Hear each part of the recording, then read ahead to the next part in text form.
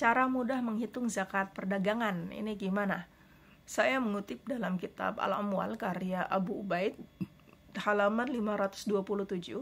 Maimun bin Mihran berkata, "Idza halat 'alaika zakah," jika zakat sudah mencapai haulnya, "fangdzur maka indaka min naqdin aw 'aradin lil bai' faqawim qimatan naqdi."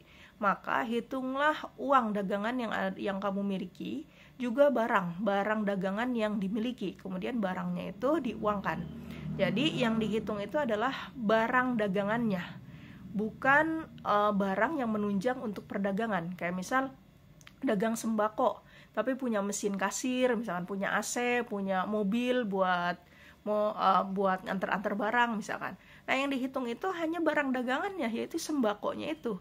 Adapun mesin kasirnya, AC-nya, mobilnya itu nggak perlu dihitung.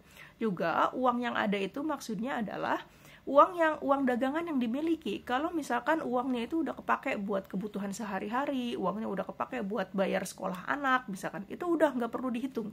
Pokoknya yang dihitung itu adalah uang hasil dagang yang ada, kayak gitu. Kalau yang udah kepake sama kita, kepake buat beli mesin cuci, kepake buat bayar sekolah anak yang tadi, nah itu nggak perlu dihitung lagi, kayak gitu. Kemudian ditambahkan juga wa ma kana min dainin fi malatin fahsibuhu, juga ditambahkan piutang yang kamu miliki, orang lain punya utang ke kamu, nah itu ditambah. Kemudian tsumma turahmin huma kana 'alaika minad dain, kemudian dikurangi utang yang kamu miliki. Jadi dikurangi, kalau kita punya utang itu dikurangi utang kita berapa.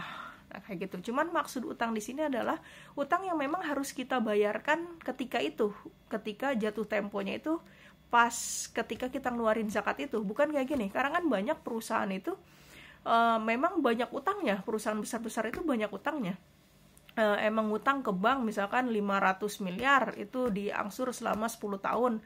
Nah, itu bukan berarti tiap tahunnya dia itu nggak wajib zakat, dia itu tetap wajib zakat. Jadi utang yang dikurangi itu adalah utang yang jatuh tempo ketika itu, jadi bukan utang secara keseluruhan gitu. Nisabnya berapa? Nisab zakat tadi yaitu 85 gram emas.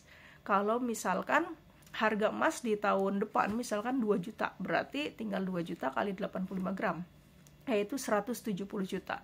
Kalau misal dari hasil uang dagang, kemudian ditambah stok opnam barang yang kita jual, terus juga dikurangi utang yang kita miliki yang jatuh tempo ketika itu, juga ditambah piutang, itu mencapai 170 juta, maka itu wajib zakat. Kalau nggak mencapai 170 juta, maka itu nggak wajib zakat. Cuman yang tadi saya bilang bahwa nisab itu adalah dengan emas, 85 gram emas. Jadi nggak harus patokannya 170 juta. Tergantung itu harganya mengikuti harga emas.